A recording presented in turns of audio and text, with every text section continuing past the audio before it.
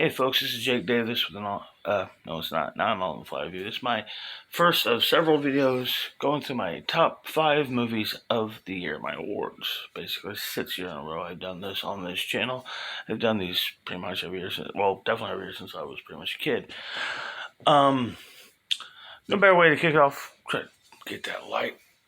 Yeah, it's a gleam there. Let's go over here.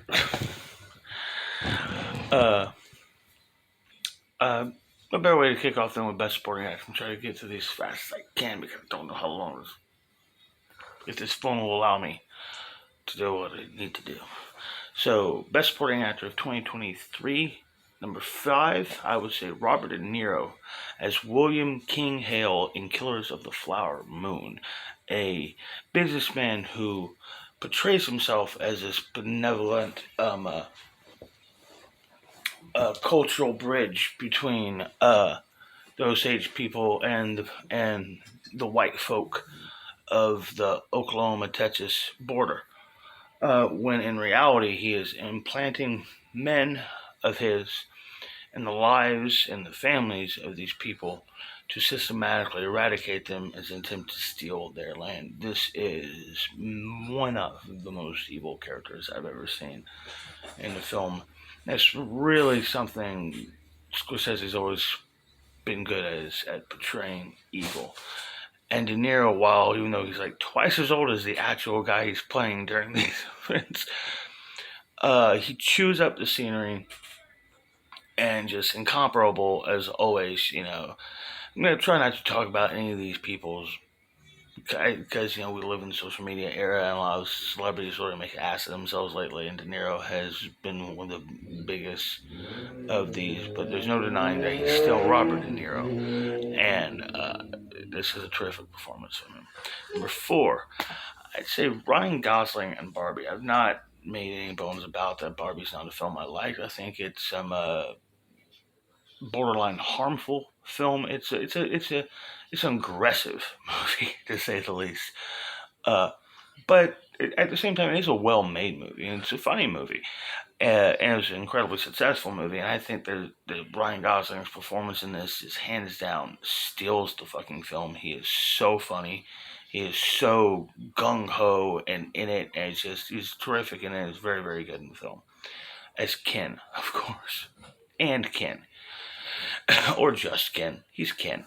Number 3, I would say Archie Madequy as Farley Stark in Saltburn. I've seen Saltburn I think three times now, and it's a fascinating motion picture. And despite being a smug, prissy, smartass, know-it-all shitheel, Farley's somehow a very sympathetic character through all of that. And it comes a lot down to not just a well-written performance, but a wonderfully portrayed performance. He's not there to steal the movie or to be the focus character. He's almost as if, almost a borderline, like the family's court jester. And he kind of sees things that they don't. It's a terrific performance, a great role, and a magnificent film. Number 2. Pause this real quick. Number 2. Now, I kind of went back and forth on my winner. But with number 2, I'm going to say Robert Downey Jr. as Louis Strauss in Oppenheimer. He plays Admiral Louis Strauss, who in the film is he's a co-worker. He's a peer to Oppenheimer, but of course, there's always this contempt and envy towards Oppenheimer. He's been very open about how playing Iron Man for so long, now it was a blessing. It was the best thing that ever happened to him, but he kind of felt that he got complacent and lazy as an actor. and getting to play Strauss was getting a chance to challenge himself again, playing this paranoid and vindictive and bitter man. Uh, Much like the impending nuclear explosion, Strauss's blow up is kind of always on the boiling point of the whole film, and when he finally gets to have his tyrannical, I sound like a tirade, like a rant, a fucking rage-filled monologue. It's wonderful performance from Downey. Uh, I think Downey Jr. is going to win the Oscar this year. I think it's it's between him and another Avenger as far as who's going to win. I think, but I think it might be Robert Downey Jr.'s year. Man did a lot for this business. Did a lot for the industry. I mean, the 1990s. Everybody knows about issues with his father. Grew up in movies. He was famous early in his career. Young in his life, he had a serious drug problem. He had a problem with hookers. Spent some time in jail. He got himself clean, and then he got the opportunity to be the first man to ever play Tony Stark, and he fucking changed how they made movies for the next 15 years because of his performance. It was the key to all of that. And with a role like this now, after all of that and all he's been through and all he's done for movies, I think the Academy are going to give him the award this year, and he deserves it. But my winner is Bill Camp as Vampiro in, Sound of Freedom. Sound of Freedom is a movie not campaigning for awards. It's a small budget film that made a massive amount of money and has no interest in playing that game, so they're not even bothering.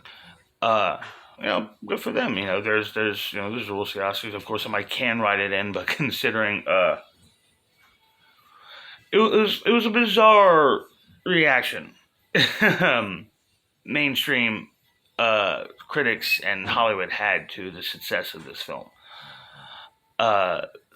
Look, we all know this is something that happens. This stuff, child trafficking. And by the way, he plays Vampiro, who is a former mob heavy who turns informant to help the feds bring down child trafficking ring, but more importantly, get the kids home. He's probably the only kind of respite of levity and humor we really have in the movie. He's just a bit of a smart ass. He's funny. He's always chomping on a cigar with a comment here or there. He also gets to have his very powerful moments and monologue as well. It's a terrific performance from an actor I don't think I'd ever seen before, or just never had stood out to me in anything else. But he's wonderful, great in this. My winner for Best Supporting Actor. But what was I gonna say about the God damn it, lost my train of thought. Anyhow, he's great in it. It's a great movie. It's not bothering with Oscars. But I was gonna say, compared to something like Taken, yeah, sure, it's fun to see Liam Neeson run around kicking the shit out of interchangeable, nameless, one-dimensional villains, one after the other, an endless string of them, while he's rescuing his hot college-age daughter. But these are the elements that try to make it a fun, entertaining Hollywood popcorn movie. And Sound of Freedom is not even an action film. This is a thriller. Daddy, I want to Alright, so I'll wrap this up. I got some honorable mentions, as usual. Both Mark Ruffalo and Willem Dafoe for Poor Things. Ruffalo especially, most likely going to be Robert Downey Jr.'s biggest competition for winning the Oscar. Dominic Sessa was terrific. And The Holdovers. Chukwudi Iwuji in Guardians of the Galaxy Volume 3 is most likely going to be the last great Marvel villain we get. I hope not, though. Ben Platt was so funny in theater camp, and that was kind of an overlooked comedy. Uh, Ben Schwartz was terrific as Teddy Lobo in Renfield. He stole the movie, and it's not easy to steal a movie from Nicolas Cage. And I know everybody hated it but me, but I thought Jason Momoa was great in Fast X. Now that's my first video down. 5 more to go. I might do a special video for my miscellaneous awards. Depends. Hopefully this holds. Please, please. I'm Jake Davis, and I'll catch you on the fly.